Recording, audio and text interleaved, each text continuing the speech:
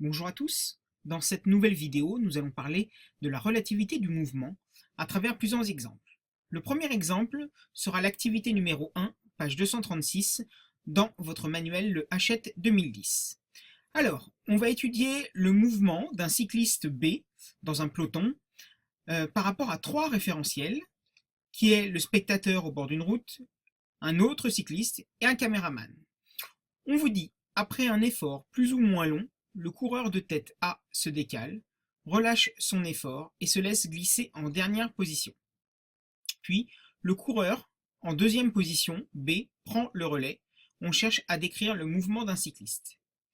Alors, on va voir, premièrement, lors du relais, décrire le mouvement du cycliste B lorsqu'il est observé par un spectateur immobile le bord d'une route. Alors, qu'est-ce qu'on peut dire du mouvement du cycliste B par rapport à un spectateur immobile sur le bord d'une route?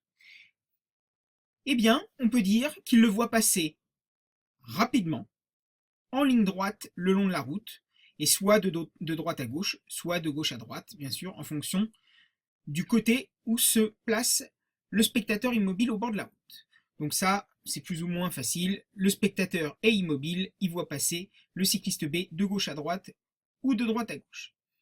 Maintenant, par rapport au cycliste A, on vous dit le cycliste A se décale et le cycliste B prend le relais, c'est-à-dire que A va passer derrière le cycliste B.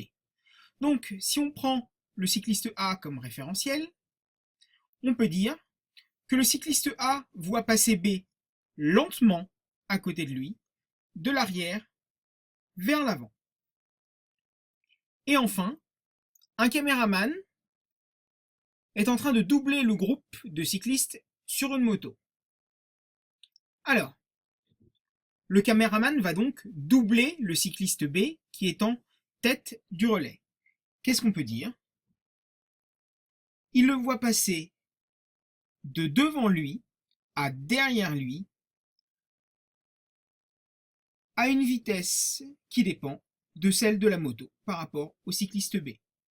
Regardez cet exemple. La balle tombe de façon verticale, de haut en bas, et pour ça nous avons pris comme référentiel le train.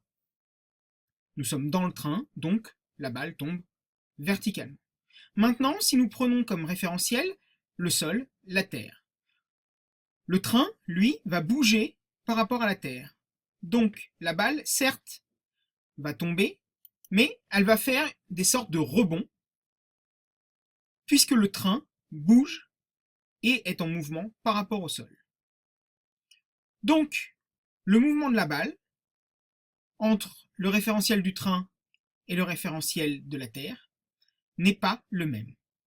Nous dirons donc que le mouvement est relatif. Il dépend donc du référentiel d'étude. Et nous verrons dans une prochaine vidéo ce qu'est un référentiel d'étude. Merci à tous.